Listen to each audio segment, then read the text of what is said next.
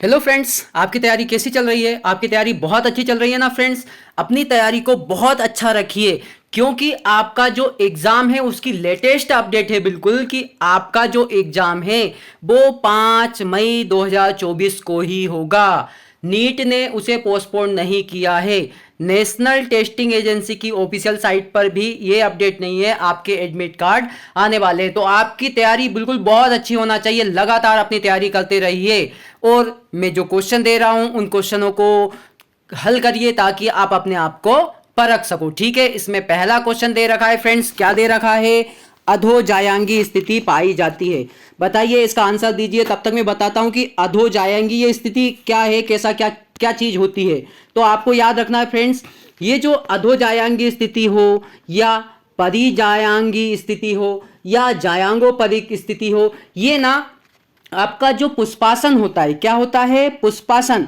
उस पर पुष्प के जो विभिन्न अंग होते हैं वो किस क्रम में लगे होते हैं या उनके विन्यास के बारे में बताता है कि वो कैसा विन्यास है। और यदि हम कहना चाहें तो जो पुष्पीय अंग लगे होने के क्रम को हम क्या कहते हैं? पुष्पीय अंगों का निवेशन। ठीक है, ठीक है ना फ्रेंड्स। अब बताइए मुझे, अधोजायांगी स्थिति किसमें पाई जाती है? मैं सबसे नीचे से तब तक स्टार्ट करता हूं, आप अपना आंसर दीजिए। इनमें से कोई नहीं, संभव नहीं है, ये तो आंसर है ही नहीं आपका। ठीक है, अगला देखिए, सा अमरूद, अनार, सेब, लौकी, ये किस प्रकार के हैं? बताइए मुझे।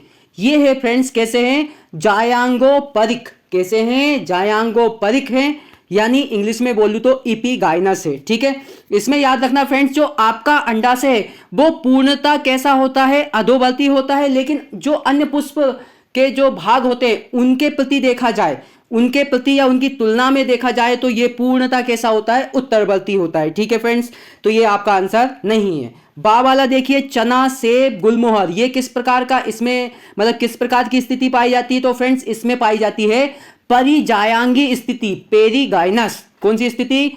परिजायांगी या पेरीगाइनस। इसका मतलब क्या होता है?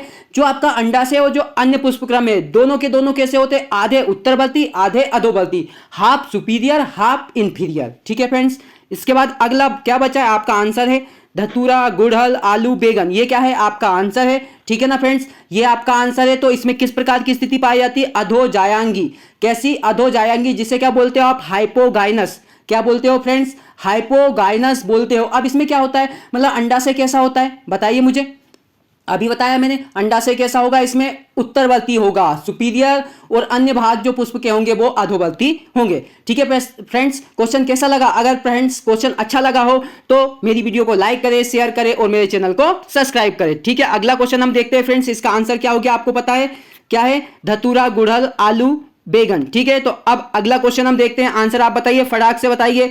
और याद रखना फ्रेंड्स, आप अपनी तैयारी बहुत अच्छे से रखिए। यदि आपको 360 में से 360 नंबर लाना है तो कोई भी चीज इंपॉर्टेंट नहीं है, कोई भी चैप्टर इंपॉर्टेंट नहीं है, क्योंकि आपको क्या करना है? पूरे में से पूरे नंबर लाना। अगर लाना है तो भाई तैयारी बहुत अच्छे से रखनी होगी। ठीक है, और लेटेस्ट अपडेट यही है कि आपको पूरा सिलेबस करना है और आपका एग्जाम 5 मई 2024 को ही होगा, याद रखना बिल्कुल। अगला, रात रानी में किस प्रकार का पुष्पक्रम पाया जाता है? और पुष्पक्रम को क्या बोलते हैं? इनफ्लोरोसेंस बोलते हैं। किस प्रकार का पाया जाता है फ्रेंड्स? आंसर दीजिए आप, फटाफट आंसर दीजिए, आपका आंसर जल्दी आना चाहिए। ठीक है, अब हम सबसे नीचे से स्टार्ट करते हैं। विशिष्ट पुष्पक्रम। अब ये जो विशिष्ट, स्पेशलाइज्ड इनफ्लोरोसेंस, स्पेशलाइज्ड इनफ्लोरोसेंस, इसमें क्या होता है? जो पुष्प है वो समूह में लग जाते हैं, मतलब पुष्प है वो बिल्कुल समूह में होंगे, उनको हम वर्गीकृत नहीं कर सकते, पहचान नहीं पाते हैं कि हम किस में रखें, इसको 80 मार्क्सी में रखें, 80 मार्क्सी में रखें, ये पहचान नहीं पाते हैं। ठीक है, तो ये आपका आंसर नहीं है। हाँ, इसके उदाहरण आपको याद रखना कैसा इसमें पाया जाता है? तुलसी में, पुदीना में, अंजीर में, बरगद में। अब देखिए संयुक्त, संयुक्त को क्या बोलते हैं फ्रेंड्स? कंपाउंड बोलते हैं। इसमें जो पुष्प है ना वो क्या लगे, पुष्प कहां लगे होते हैं पता है? शाखा पर लगे होते हैं, मुख्य अक्ष पर कोई भी पुष्प नहीं होता है। उदाहरण भी देख लीजिए आप, याद उदाहरण भी आपको रहना चाहिए, एक दो रहे भले, है ना? क्या है उदाहरण? गुलमोहर है, नीम है, अमलतास है, फूल गोभी, पालक, नारियल, ये सब कुछ। कोई एक दो उदाहरण आपको याद थोड़ा सा रहना चाहिए। ठीक है, अगला देखिए, ससीमाक्सी पुष्पक्रम। कौन सा पुष्पक्रम? ससीमाक्सी। तो ये जो रात रानी है, रात रानी में कौन सा पुष्पक्रम पाया जाता है? कौन सा पुष्पक्रम पाया जाता है? बताइए। ससीमाक्सी, यानी कौन सा? साइमोस इनफ्लोरोसेंस। ठीक है, इसमें क्या होता है अब थोड़ा सा आप याद रखना, जो पुष्पावली, पुष्पावली ग्रंथ है उस पर पुष्प लगे होते हैं, लेकिन कैसे लगे होते हैं पुष्प?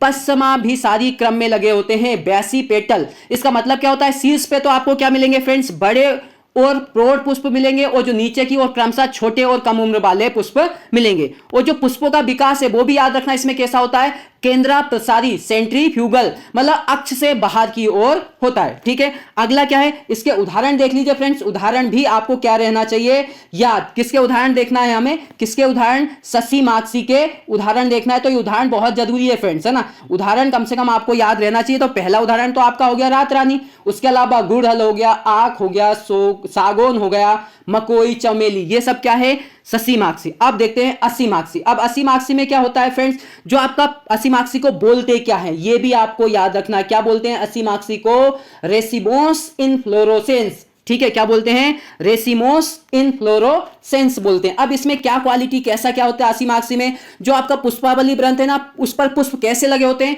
आग्रभिसारी क्रम में लगे होते हैं, एक्रोपेटल सक्सेशन में लगे होते हैं। मतलब क्या है, नीचे जो पुष्प होते हैं वो बड़े और प्रौढ़ होते हैं, और जो शीर्ष पे होते हैं वो क्रमशः छोटे और कम उम्र वाले होते हैं। और जो पुष्प का विकास होता है वो केंद्राभिसारी होता है, सेंट्रीपेटल होता है, किससे, किनारे से भीतर की ओर। ठीक है फ्रेंड्स, इसके अगर आपको क्या देखना है, क्या देखना है, उदाहरण देखना है, तो उदाहरण भी बिल्कुल आपको याद रखना ही होगा। क्या उदाहरण है, गेहूं, रजनीगंधा, सैतूत, सरसों, सूरजमुखी, गेंदा। ठीक है फ्रेंड्स, याद रखेंगे।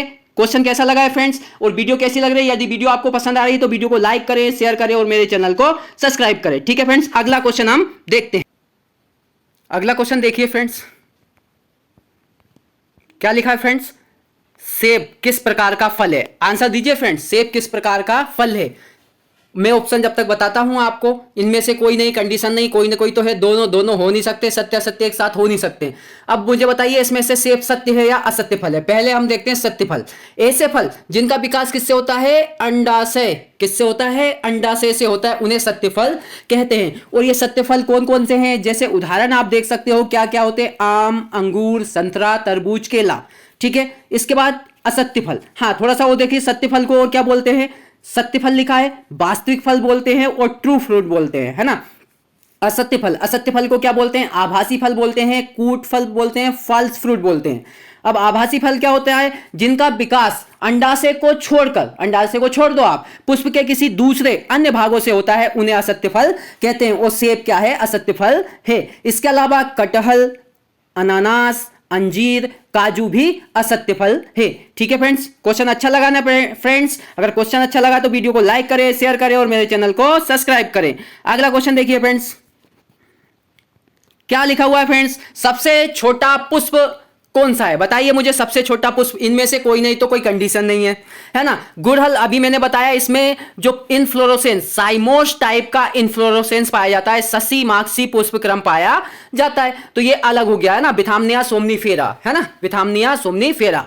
ये जो रेफ्लिसिया है विश्व का सबसे बड़ा पुष्प है। इसका व्यास पता है आपको, 3 फीट से लगभग ज्यादा होता है, 3 फीट से कुछ ज्यादा होता है इसका व्यास। किसका, रेफ्लिसी का। मिलेगा कहां, इंडोनेशिया है, इंडोनेशिया में एक सुमात्रा द्वीप पड़ता है, वहां पर ये मिलता है। इसके अलावा आपका आंसर क्या है, बोल्फिया या बुल्फिया भी बोलते हैं इसको, है ना। ये सबसे छोटा पुष्प है जिसका साइज कितना होता है, 2 mm होता है। कितना होता है, 2 mm होता है। और ये कहीं भी आपको स्वच्छ जल में मिल जाएगा, धारा में मिल जाएगा, कोई झील है उसमें मिल जाएगा। ठीक है, ठीक है फ्रेंड्स, कैसा है क्वेश्चन। अगला देखिए फिर क्या लिखा है फ्रेंड्स, एल्यूरोन परत पाई जाती है। बताइए फ्रेंड्स किस में पाई जाती है एल्यूरोन परत। एक बात याद रखना आप, ये परत पाई किस में जाती है, बीज में पाई जाती है। किस में पाई जाती है, बीज में पाई जाती है। कौन सी परत, एल्यूरोन परत बीज में पाई जाती है। अब कौन से बीज में पाई जाती है, इनमें से कोई नहीं, मतलब कोई ना कोई बीज में पाई जाती, दोनों में बिल्कुल नहीं पाई जाती है।